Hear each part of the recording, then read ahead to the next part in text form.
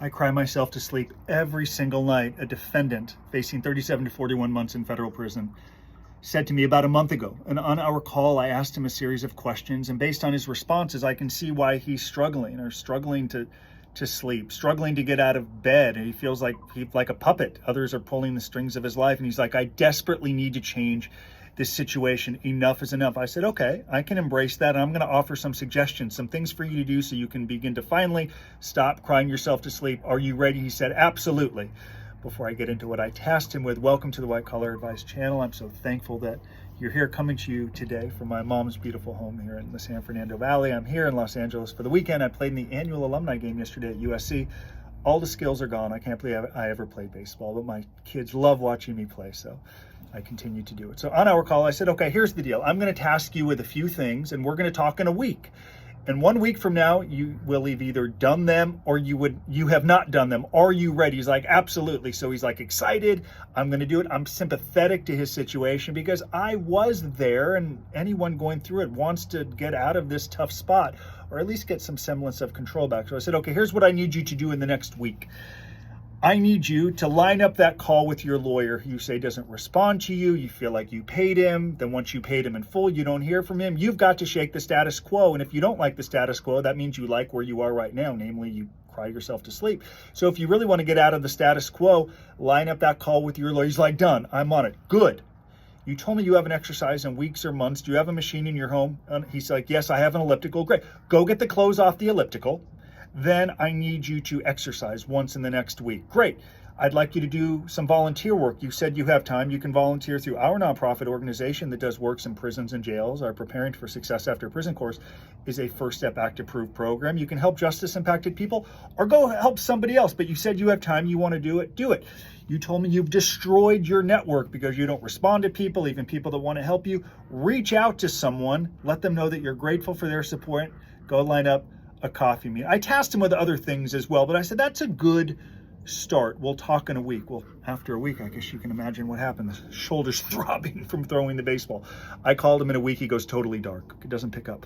Text him, hey bud, JP here, checking in with you. I know you said you wanted me to call you after 1 week. It's time to go through your homework. Did you do the items I tasked you with? Goes totally dark, but he's got the iPhone where I can see that he read it. Okay. Doesn't respond. A week after that, Justin here. Where do we go from here? Very concerned that we had an agreement that you were going to do these items. Checking in. Let me know. I'll be in touch. Something like, wait, look forward to hearing from you. 2 weeks, 3 weeks. A month goes by, totally dark, and I presume he's still crying himself to sleep. Then I filmed a video a few days ago where at the end I said I'm going to be in Los Angeles, where I still am, filming a white collar crime documentary that probably won't be out for 2 damn years. That's the way Netflix and these people work. And he watches the video and he's like, Justin, I heard you're going to be in Los Angeles. We've got to meet. I'm like, wait a second. You went dark a month ago. I tasked you with some items. Where'd you go? I was getting worried. I thought something happened, but I did see the red read receipt on the iPhone.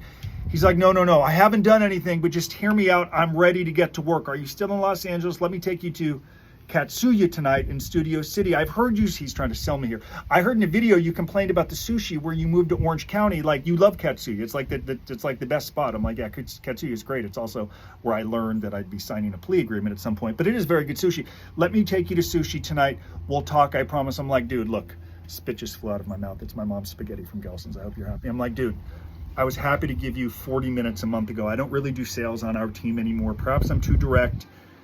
I don't know what it is. I tasked you with items. You said you wanted to do the work. You said you wanted to begin sleeping. I told you what to do so you can get some rest. You didn't do it. You went dark. I'm busy. I got a family. I want to get home and get my kids down for bedtime. Meet me for dinner. I promise you things will change. I'll treat you. I don't need you to treat me. You said you were going to do one thing. You did it. And he's like, you're right. I didn't. Please meet me for dinner. I said, okay, fine. So we meet for dinner.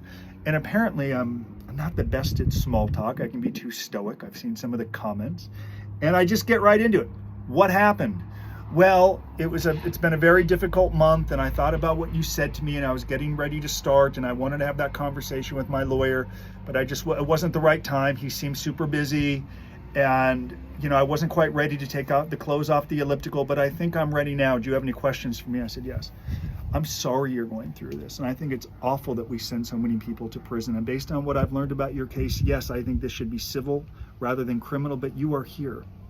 And for you to tell me that it is very difficult for you to get through this, can I share a story with you? Yes, cool. We have a very close friend. Her name is Robin. She's a mother, a wife. She's going through a terrible cancer right now. Chemo, in a wheelchair. She can barely walk with a stroller. But did you know she's still working full time, even through the chemo, and she's still a wife and a mother? And when I ask her how she does it, she says, Justin, I'm not dead yet. I have an example to set for my little girls.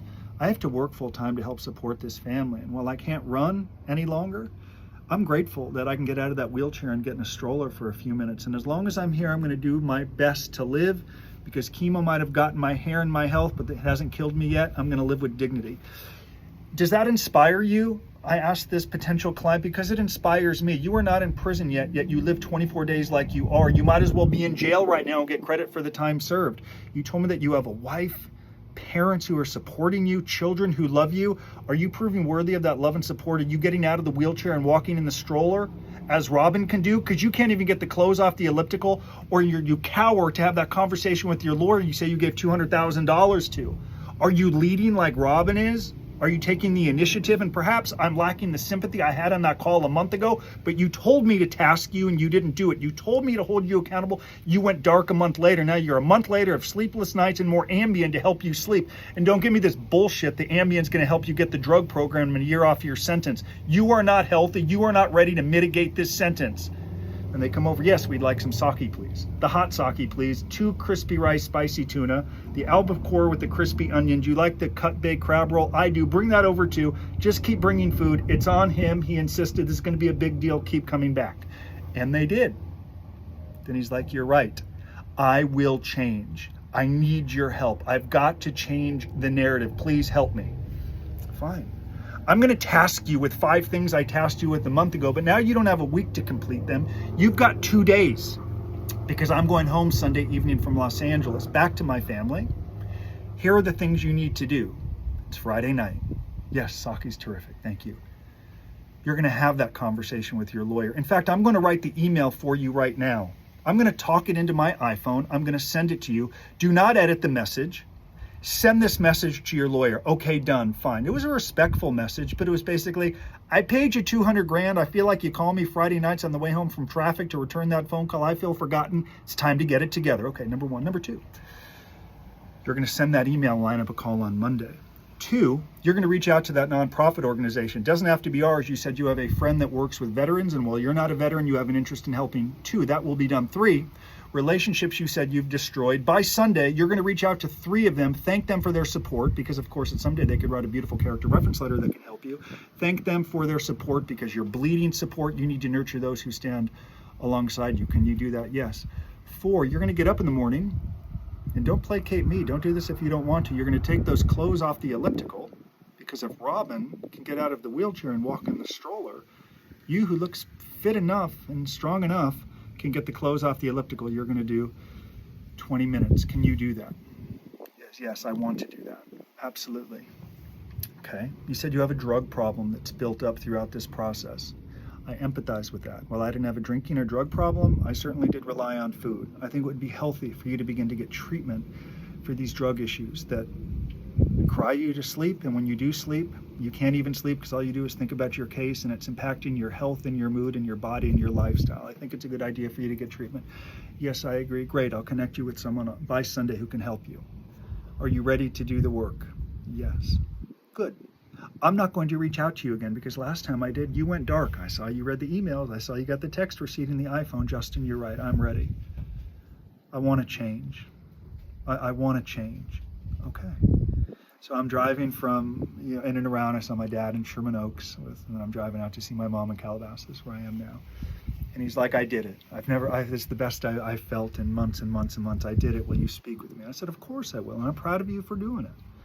Let me call you when I get to my mom's. And I did. And we just spoke, and I wanted to come out and film this video.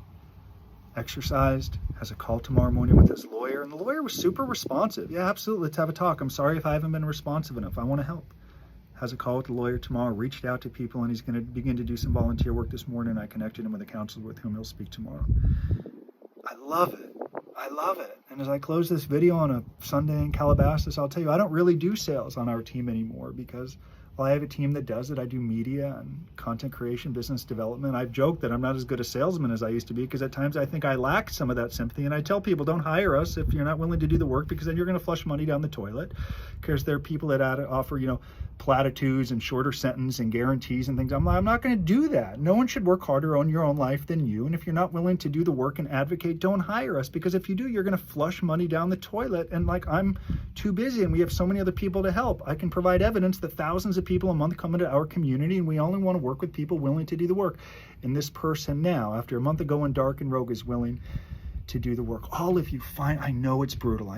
You shouldn't be going to prison. Civil at worst, not criminal. I know the DOJ press releases are awful. I know the government wants to advance their agenda on your back. I know it's difficult, but I'm telling you, if you're not going to do the work, go to prison right now and begin to get credit for time served. Or you can mitigate, change the narrative, set the right example for your family, cultivate relationships, build new businesses, get your health in order, hold lawyers accountable. And if you can do that, I ain't gonna say this is fun. I ain't dumb. I'm at my mom's home. She reprimands me like I'm a 12-year-old when I use ain't or no can do in a video. I'm like, Ma, it's for effect.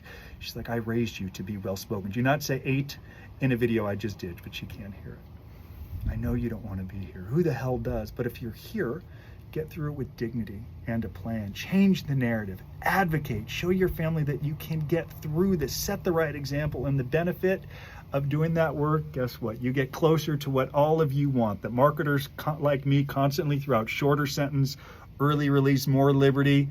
You do this work, the items I task this person with, the result, yes, you get a shorter sentence. But more important than that, more important than an extra few months out of jail or 6 months, as crazy as that sounds, you live with dignity.